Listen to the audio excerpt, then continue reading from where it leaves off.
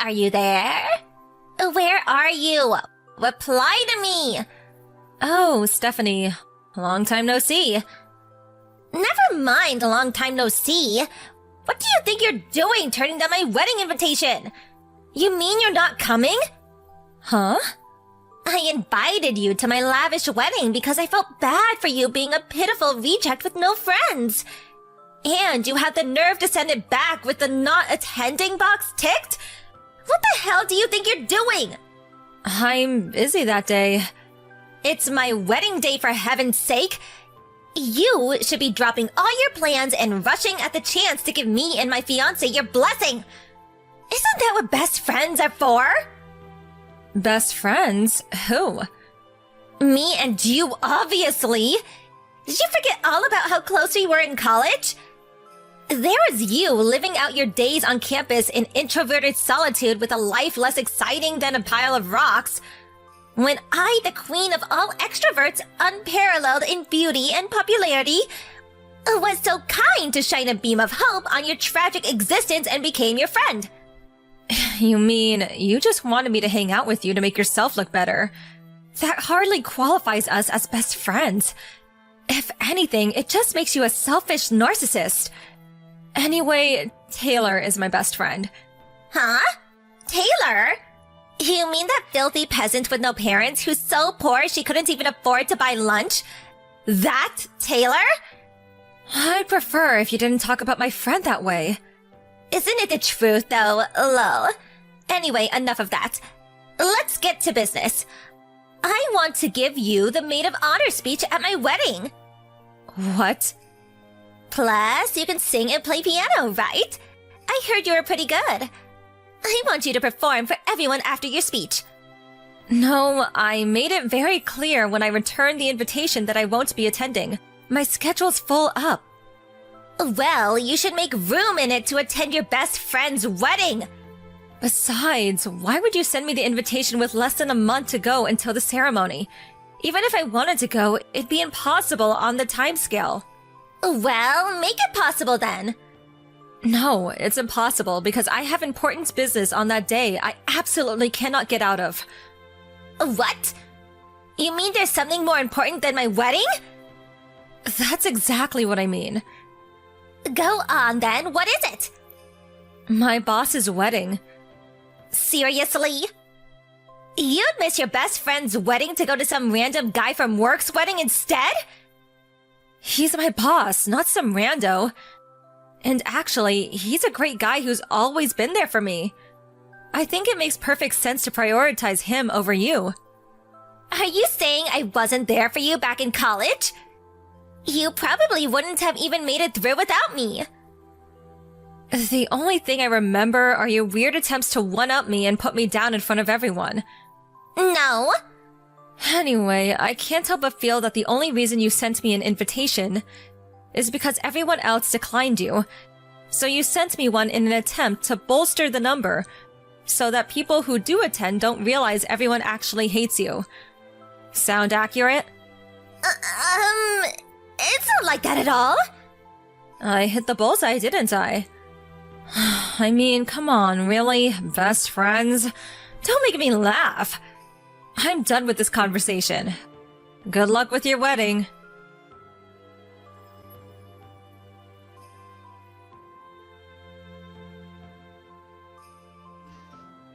I'm sorry to contact you out of the blue like this.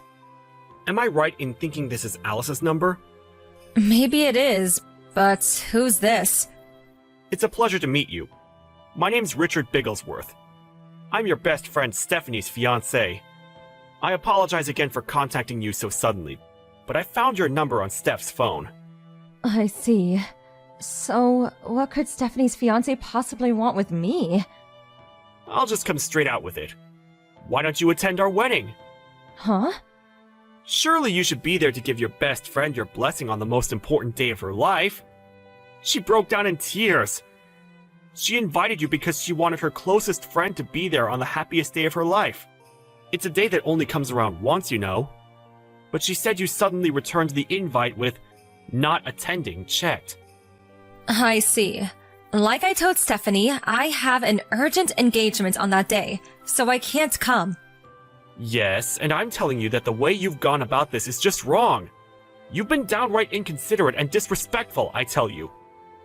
Despite the fact you returned the invitation agreeing to give a speech and piano performance a whole 3 months ago. You have the nerve to pull out now all of a sudden, with less than a month left until the wedding day. What? The invitation only came last week. Excuse me? Plus, I don't know if it was because she didn't know my address, but it was sent to my parents' house of all places. I immediately sent it back, making my intention not to attend crystal clear. And then Stephanie messaged me 2 days ago. She demanded that I attend no matter what, seemingly having no concern whatsoever for the fact that I already have plans of my own. That was also the first I'd heard of the speech and piano performance. Obviously, I told her that it was impossible to. Wait, what? None of this makes sense. It's exactly like I said. I didn't even know she was getting married until the invitation showed up at my parents' place last week.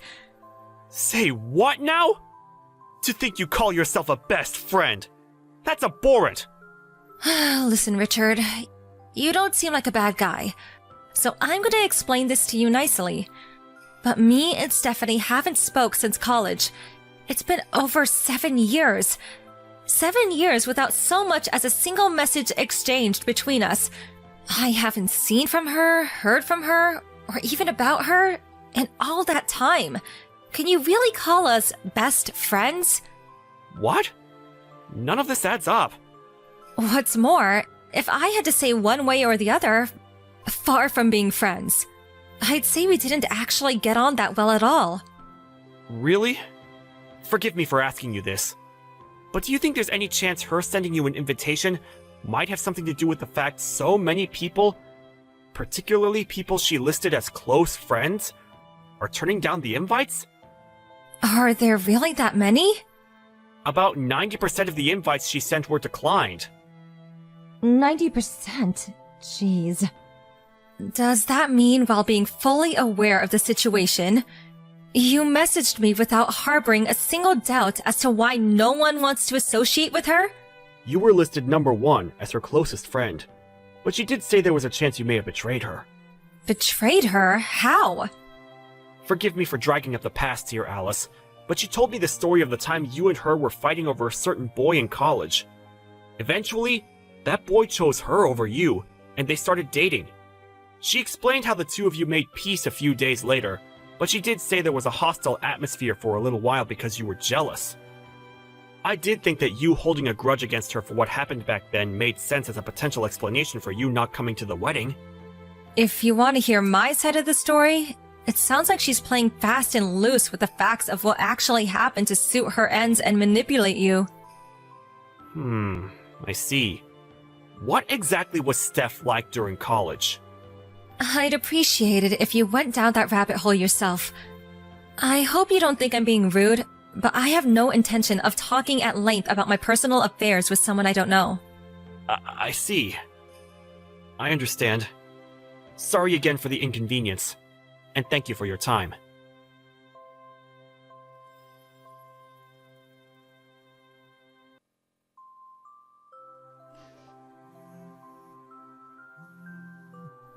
Alice, you scheming witch! What the hell did you say to him? What do you want? My fiancé broke off the engagement. You're behind this somehow. I know it! What did you do? I see. Well, I wouldn't exactly go as far as saying I did something. Why did he dump me then? Explain now! Your name was mentioned, Alice. I know you were involved. Don't think you're getting away with this. Listen, Steph. Richard's the one who contacted me. What? Why? He messaged me out of the blue and started giving me a hard time about not being able to attend the wedding. All I did was explain my reasons why.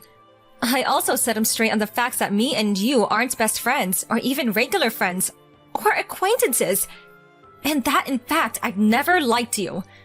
After that, I politely requested he did his own research and leave me alone. What have you done? This is awful! Do you have any idea how much damage you've caused? You could have told a couple of white lies for me. What would have been the harm? Aren't we friends? No. Do you have any idea how many people you made cry in my immediate surroundings back then? What?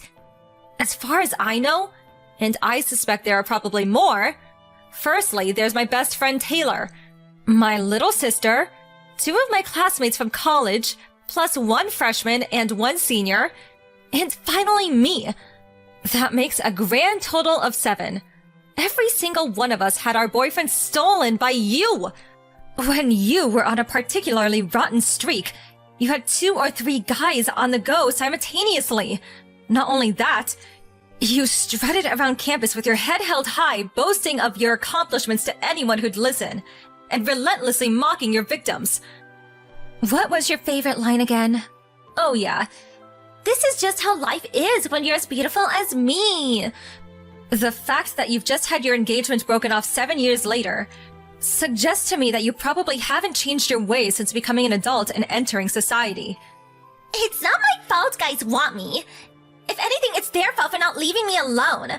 Were you born completely devoid of reason? What? I remember how you used to strut around flirting with other guys even when you knew they have girlfriends.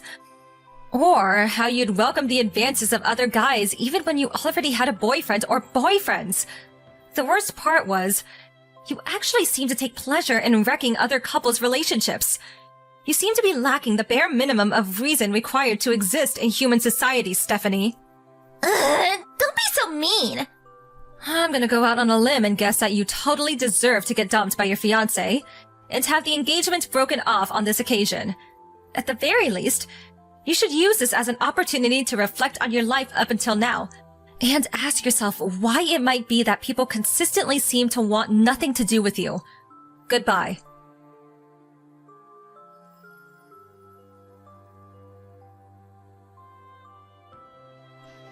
Richard messaged me again a couple of days later, apologizing profusely for the hassle his ex-fiancée had caused me. Our messages made him suspect her, and as well as keeping a close eye on her day-to-day movements, he conducted a thorough background check. When he did, he stumbled on an intricate web of lies involving several affairs, some of which he's still in the process of exposing. As things stand, his investigations have unearthed a whopping 3 secret lovers. On top of breaking the engagement, he not only took Stephanie to court for compensation, but all 3 of her lovers too. Obviously, the compensation also included the cost of the now cancelled wedding ceremony and honeymoon. It turns out their own wedding was intended to be quite the extravagant affair, the total cost amounting to somewhere in the region of an unbelievable $70,000, including the damages owed for the 3 affairs. She now owes over $76,000, and not being partially well off financially, is now desperately trying to claw her way out of self-induced debt hell. I don't know whether it's because she's super poor now, but my best friend Taylor said she saw her disappearing into a crowd of people the other day, wearing ripped clothes that looked like they hadn't been washed in weeks, and clutching some half-eaten bread crust like her life depended on it.